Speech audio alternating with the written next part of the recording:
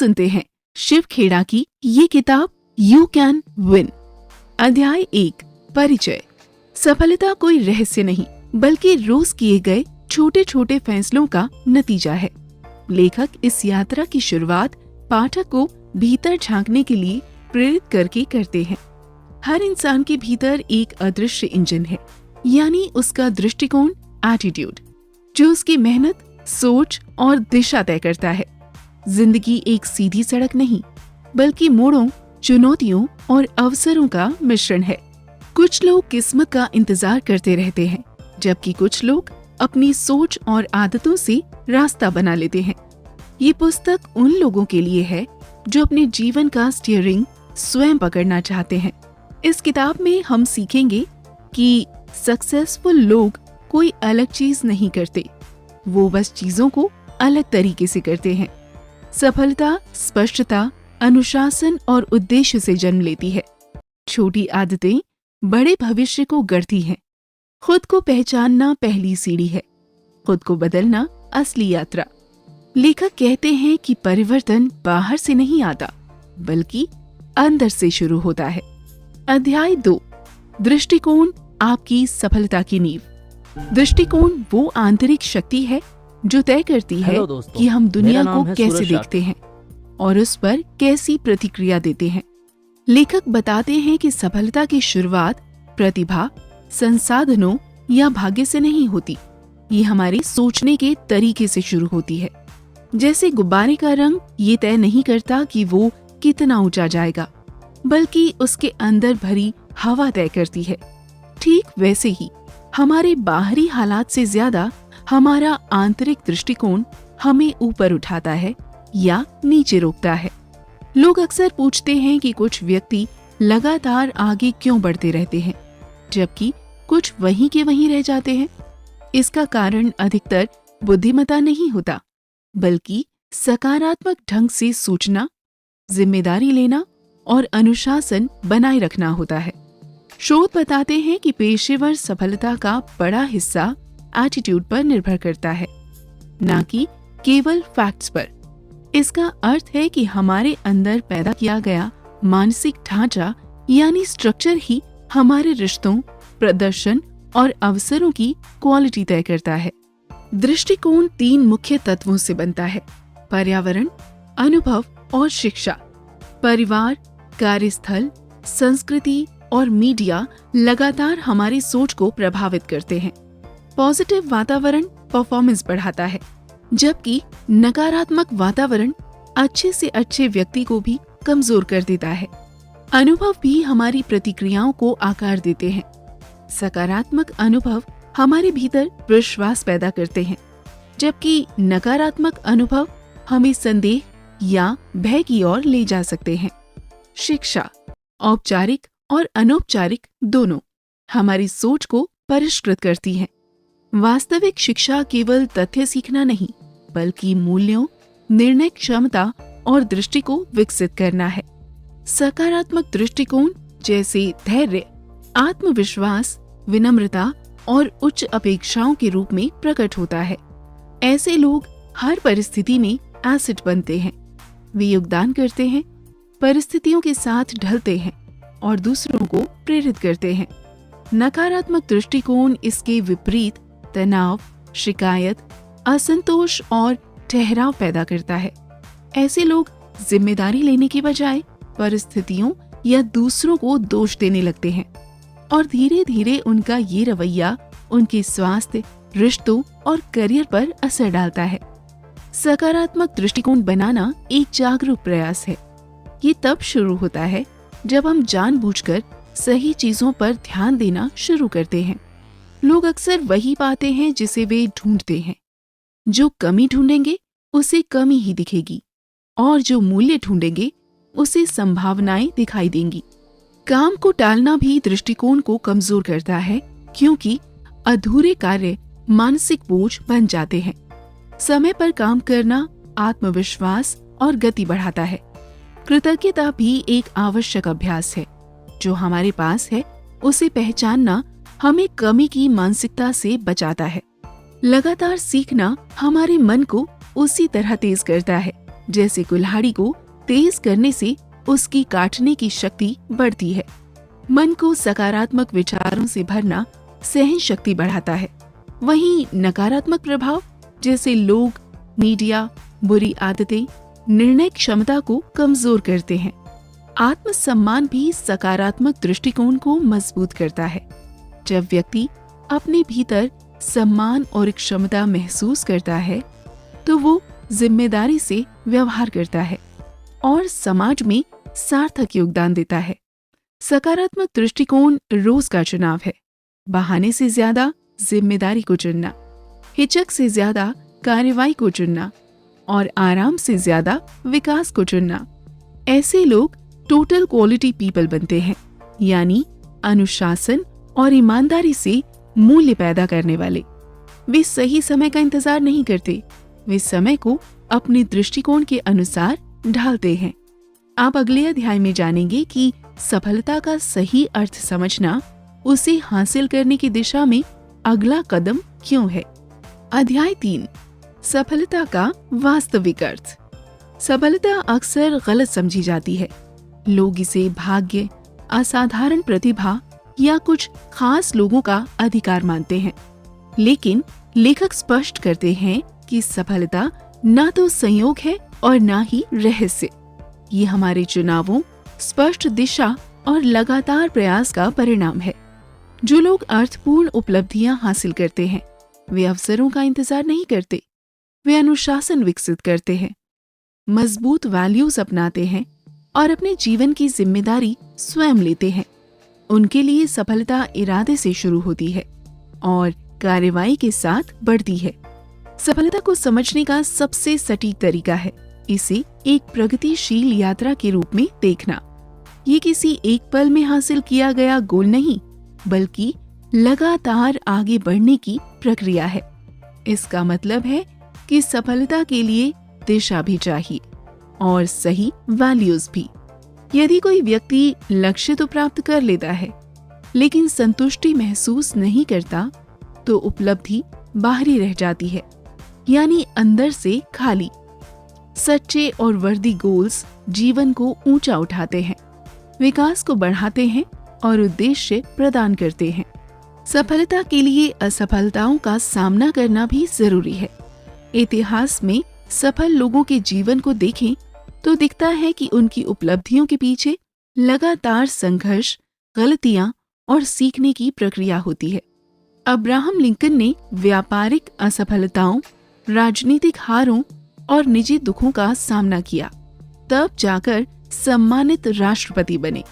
Wright brothers और लीटी forest जैसे innovators को उपहास, विरोध और कानूनी चुनौतियों का सामना करना पड़ा, तब उनके आविष्कार दुनिया बदल पाए। उनकी सफलता किसी अचानक चमत्कार का परिणाम नहीं थी, वो लगातार प्रयास, दृढ़ता और सीख का परिणाम थी। साधारण और एक्सीलेंट प्रदर्शन के बीच का अंतर अक्सर छोटा होता है, लेकिन उसका प्रभाव बहुत बड़ा होता है। दौड़ में जीतने वाला घोड़ा बाकी घोड़ों से 10 गुना तेज नहीं होता, वो थोड़ा सा आगे होता है, पर पुरस्कार 10 गुना अधिक पाता है। इसे ही विनिंग एज कहा जाता है। छोटे छोटे क्षेत्रों में थोड़े सुधार मिलकर बड़े लाभ पैदा करते हैं। सफलता के लिए अक्सर बड़े कदम नहीं, बल्कि लगातार रिफाइनमेंट और धीरे धीरे बढ़ाया गया प्रयास पर्याप्त होता है। संघर्ष, चुनौतियां और बाधाएं सफलता का महत्वपूर्ण हिस्सा हैं। जिस प्रकार एक तितली अपने कोकून से बाहर निकलने के संघर्ष से अपने पंख मजबूत करती है, इंसान भी प्रयास और कठिनाइयों से ही मजबूत होता है। यदि संघर्ष हटा दिया जाए तो परिणाम कमजोर हो जाते हैं।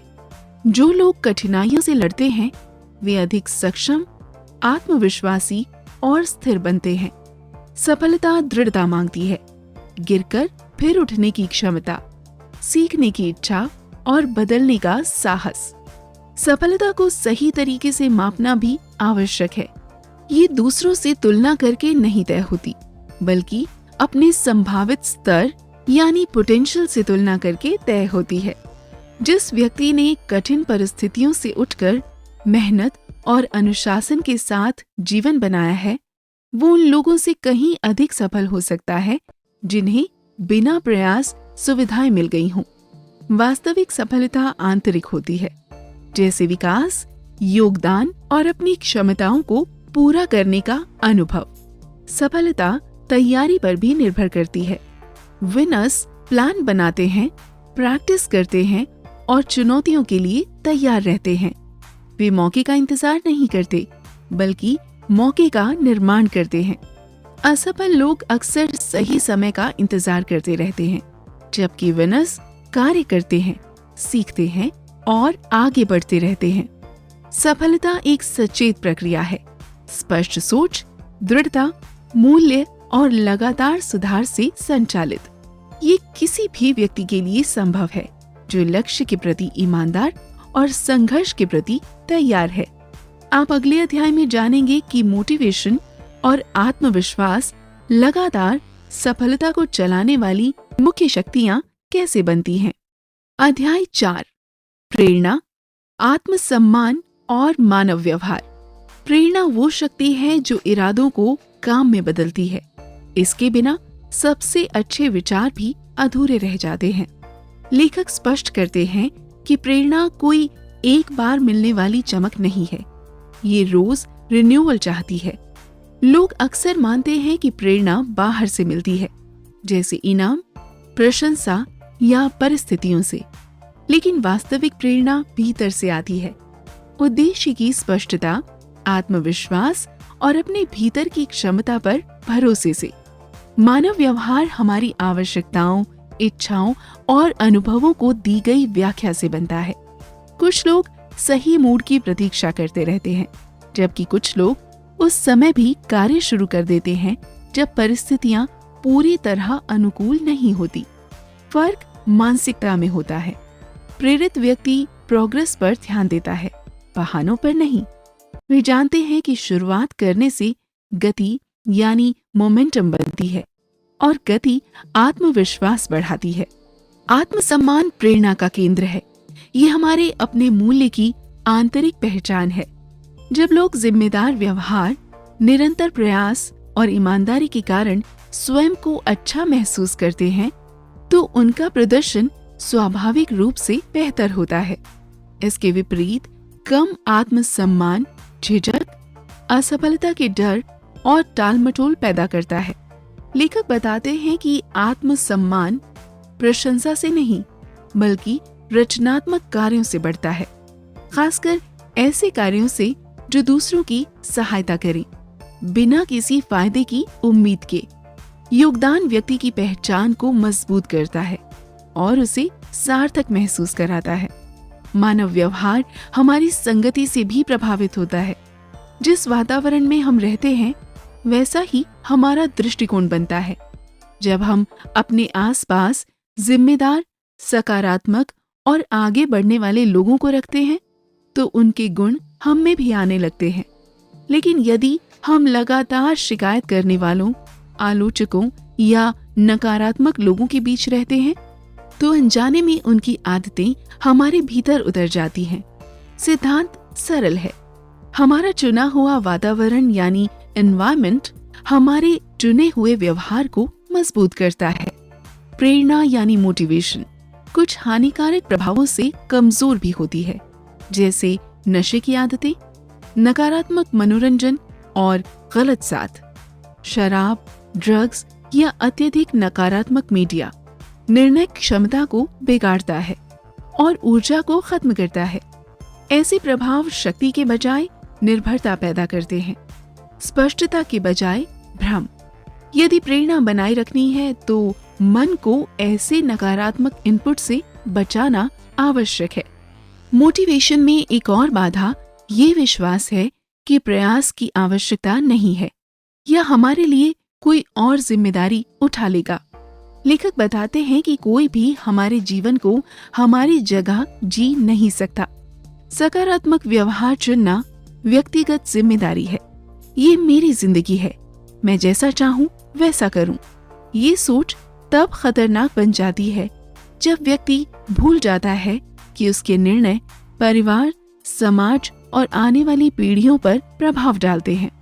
मानव व्यवहार को समझने के लिए ये भी स्वीकार करना आवश्यक है कि हमारी सोच पर बचपन और समाज की कंडीशनिंग गहरा असर डालती है। जैसे वो चील जो मुर्गियों के बीच पलकर उड़ना भूल गई थी, वैसे ही कई लोग अपनी वास्तविक क्षमता से अनजान रहते हैं। इस कंडीशनिंग को तोड़ने के लिए साहस चाहिए। साहस सीखने, पुनः सीखने और अपनी पहचान को नए सिरे से गढ़ने का। प्रेरणा तब मजबूत होती है जब लक्ष्य सार्थक हो, आत्मसम्मान हेल्दी हो, संगति सकारात्मक हो और कर्म हमारे वैल्यूज से मेल खाते हों। प्रेरणा इच्छा, अनुशासन और विश्वास का मिश्रण है। ये बाधाएं खत्म नहीं करती, लेकिन उन्हें पार करने की शक्ति देती है। आप अगले अध्याय में जानेंगे कि अनुशासित आदतें और सबकॉन्शियस माइंड प्रेरणा को लॉन्ग टर्म उपलब्धियों में कैसे बदलते हैं। अध्याय 5, आदतें, अनुशासन और लक्ष्य निर्धारण यानी गोल सेटिंग। लॉन्ग टर्म सफलता अचानक किए गए प्रयासों पर नहीं होती, बल्कि रोजमर्रा की आदतों पर टिकी होती है।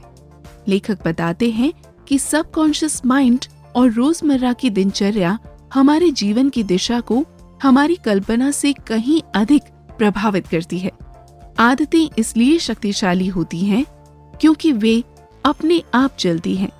एक बार बन जाने के बाद वे या तो सफलता को सहारा देती हैं या चुपचाप उसे कमजोर करती हैं। इसलिए सकारात्मक आदतों का निर्माण एक निरंतर और सचेत प्रक्रिया है। सबकॉन्शियस माइंड में हमारे विचार, विश्वास और दोहराए गए काम जमा होते जाते हैं। ये हमसे नहीं पूछता कि हम उसमें क्या डाल रहे हैं, ये सिर्फ उन्हें व्यवहार में बदल देता है। यही कारण है कि जो लोग नकारात्मकता और आलोचना सुनते हैं, उनके भीतर संदेह पैदा होता है, जबकि अनुशासन, प्रोत्साहन और ऑप्टिमिज्म के माहौल में पले लोग आत्मविश्वास के साथ आगे बढ़ते हैं।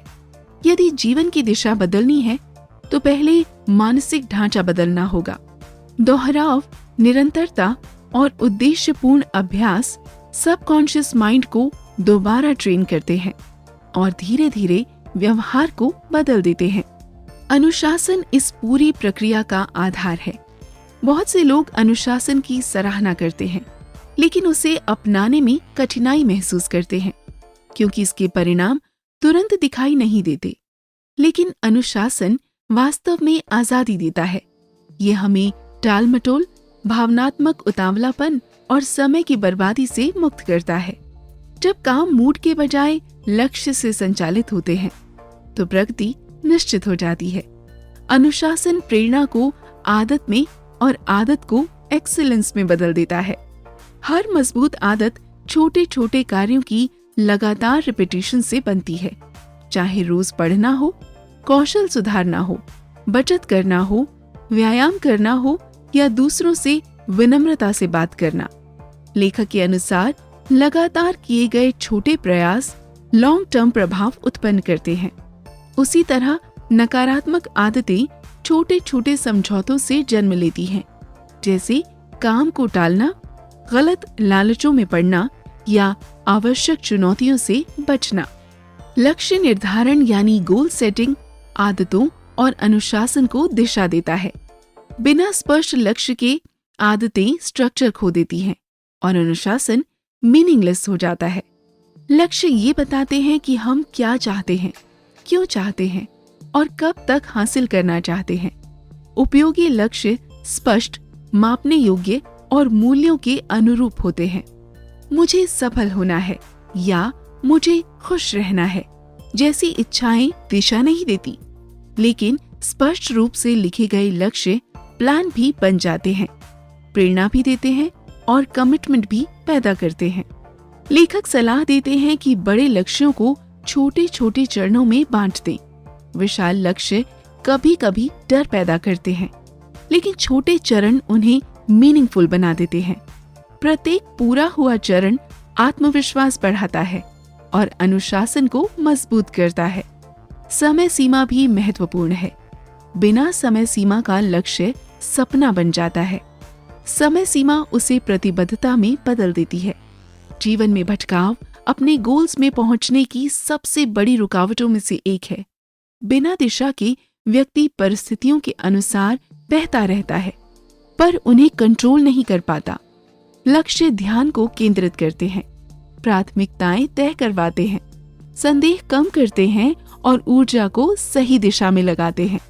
आदतें, अनुशासन और लक्ष्य, ये तीनों एक दूसरे से जुड़े हुए हैं। अनुशासन निरंतरता देता है और लक्ष्य उद्देश्य देते हैं। इसका सम्मिलित प्रभाव जीवन की दिशा बदल सकता है। आप अगले अध्याय में जानेंगे कि वैल्यूज और विजन ये तय करते हैं कि हमारी उपलब्धियां कितनी सार्थक होंगी और सफलता कितनी देर तक टिक सकेगी। अध्याय 6, मूल्य यानी वैल्यूज, विजन और स्थायी उपलब्धि। सफलता तब वास्तव में अर्थपूर्ण बनती है जब वो मजबूत मूल्यों यानी वैल्यूज पर आधारित हो और स्पष्ट विजन द्वारा संचालित हो। लेखक बताते हैं कि सही कार्य को सही कारण से करना लॉन्ग टर्म सक्सेस का आधार है। प्रतिभा, कौशल और अवसर किसी व्यक्ति को अस्थायी रूप से आगे बढ़ा सकते हैं, लेकिन यदि चरित्र और नैतिकता कमजोर हों तो सक्सेस लंबे समय तक टिक नहीं पाती। मूल्य ये तय करते हैं कि यात्रा की गुणवत्ता कैसी होगी, न कि केवल अंतिम परिणाम क्या है। मूल्य हमारे लिए आंतरिक दिशा सूचक यानी कंपास का काम करते हैं। जब परिस्थितियां अस्पष्ट हों, कठिन हों, तो यही मूल्य हमें सही डिसीजंस लेने का रास्ता दिखाते हैं। मजबूत मूल्यों वाला व्यक्ति वही करता है जो सही हो, चाहे उसे कोई देख रहा हो या नहीं, क्योंकि उसका प्रेरक स्रोत भीतर होता है, न कि बाहरी भय। ईमानदारी, जिम्मेदारी, सम्मान, निष्पक्षता और प्रतिबद्धता जैसे मूल्य विश्वास का निर्माण करते हैं। एक बार ये विश्वास निरंतर व्यवहार से स्थापित हो जाए तो ये व्यक्ति के निजी और पेशेवर दोनों जीवन में मजबूत संबंधों की नींव बन जाता है। विजन इन मूल्यों को दिशा देती है। विजन वर्तमान से आगे देख पाने और बेहतर भविष्य की कल्पना करने की क्षमता है। ये केवल महत्वाकांक्षा नहीं, बल्कि ये स्पष्ट चित्र है कि व्यक्ति क्या बनना चाहता है और क्या योगदान देना चाहता है। स्पष्ट विजन प्रयासों को ऊर्जा देती है और कठिनाइयों के समय व्यक्ति को स्थिर रखती है। विजन वाले लोग अस्थायी बाधाओं से विचलित नहीं होते, वे लॉन्ग टर्म उद्देश्य से जुड़े रहते हैं। विजन प्रयास को मिशन में और सफलता को योगदान में बदल देती है। लेखक बताते हैं कि कई लोग प्रतिभा की कमी से नहीं, बल्कि मूल्यों से समझौता करने के कारण असफल होते हैं। जब फैसले सिद्धांतों के बजाय सुविधा पर आधारित हो जाते हैं, तो व्यक्ति धीरे धीरे अपने उद्देश्य से दूर हो जाता है।